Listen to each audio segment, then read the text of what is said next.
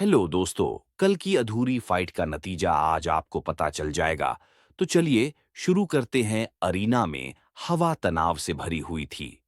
Naruto अपनी jonin स्तरीय गति से नेजी को हैरान कर रहा था। नेजी की ब्याकुगन आंखें नारुतो की गति को पकड़ने के लिए संघर्ष कर रही थीं।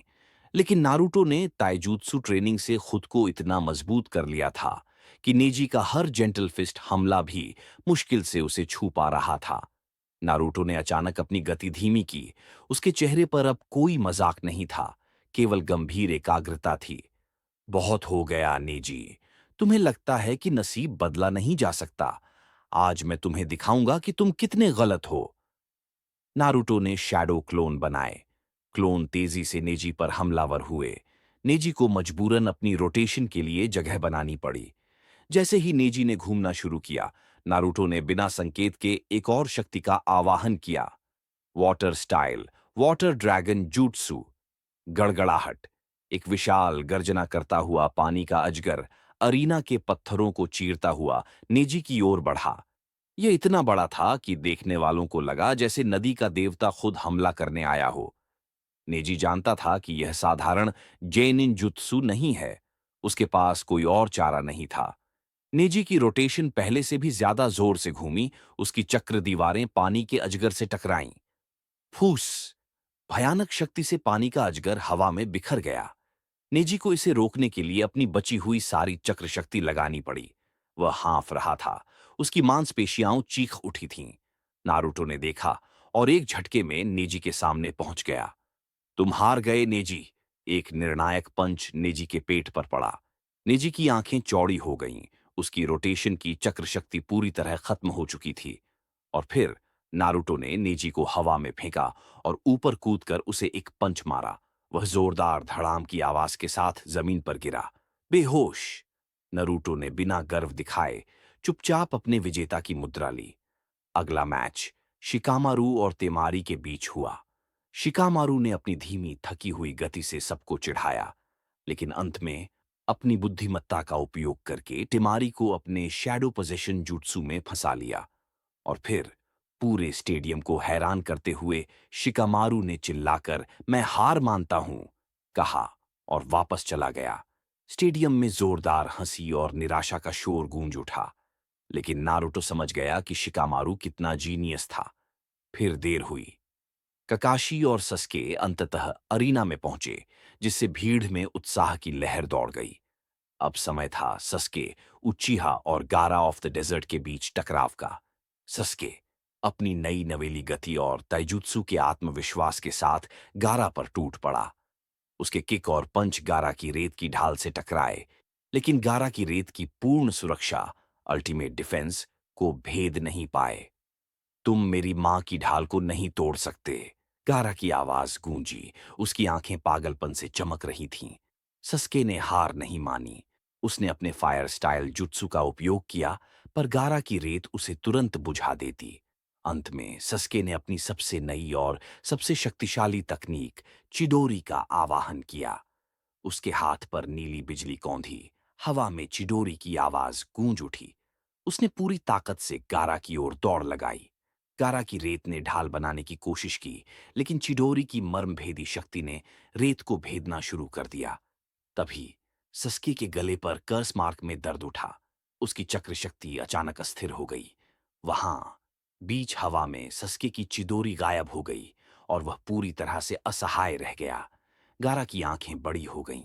इस हार ने उसे उत्तेजित कर दिया। तुम्हारी शक्ति कम हो गई। तुम अब मेरे हो।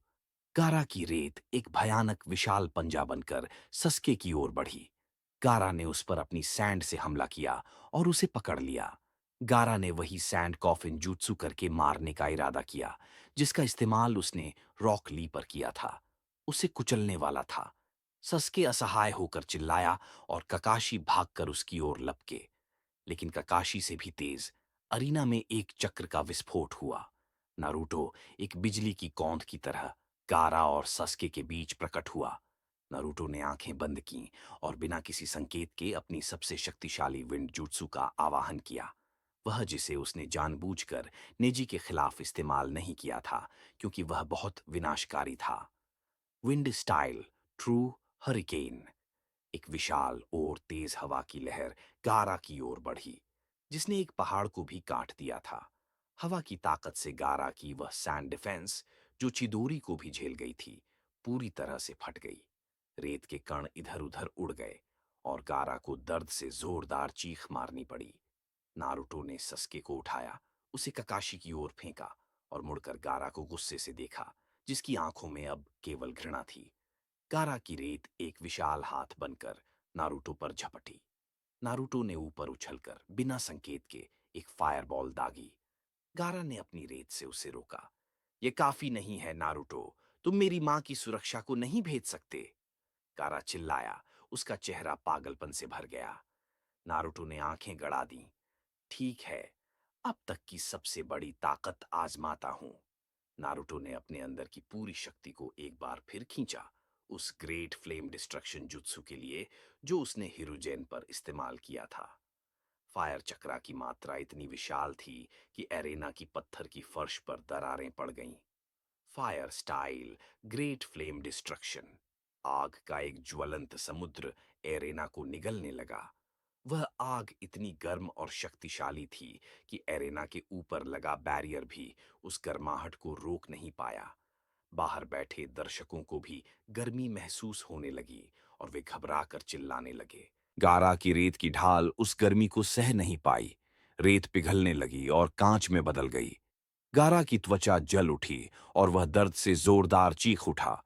उसकी आवाज में जानवर की गूंज थी। दर्द से पागल होकर गारा की सुरक्षा टूट गई। उसकी पीठ पर बना निशान फटने लगा और उसके शरीर से भयानक चाकरा निकलने लगी। वह वन टेल्ड में बदलने लगा। इसी विनाशकारी क्षण का ओरोचिमारू को इंतजार था। गारा का परिवर्तन शुरू होते ही अरीना के ऊपर एक विशाल पर्पल बैरियर प्रकट हुआ, जिसने तुरंत हाइरूजेन और ओरोचिमारू को अरीना के ऊपर छत पर कैद कर लिया। सेंसे! ओरोचिमारू की जहरीली आवाज गूंजी। नरूटो ने तुम्हारा ध्यान भटका दिया। अब मेरे पास तुम्हें हराने का समय है। बाहर जिराइया और ककाशी दोनों चिल्लाए, होकागे! लेकिन वे उस कवच को तोड़ नहीं पाए। अरीना में अब दो भयानक शक्तियां थीं, एक वन टेल में बदलता हुआ गारा और दूसरा अपनी अद्भुत शक्ति को नियंत्रित करने की कोशिश करता हुआ नारुतो। ये कहानी का सबसे बड़ा मोड़ है। ओरोचिमारू ने हमला कर दिया है और नारुतो को अब गारा और गांव की रक्षा दोनों करनी है। अब क्या होता है? क्या नारुतो उसोन टेल को हरा पाएगा या उसे हिरुजिन को बचाने के लिए ओरोचिमारू से लड़ना पड़ेगा? अगली वीडियो में इस कहानी को आगे बढ़ाएंगे। अगर आपको कोई बात या कहानी का कोई आइडिया या मुझे मेरी कहानी को लेकर कोई सलाह देनी है, तो प्लीज नीचे कमेंट में लिख दें। और अगर आपको मेरी वीडियो पसंद आ रही है, तो चैनल को जरूर सपोर्ट करें। धन्यवाद।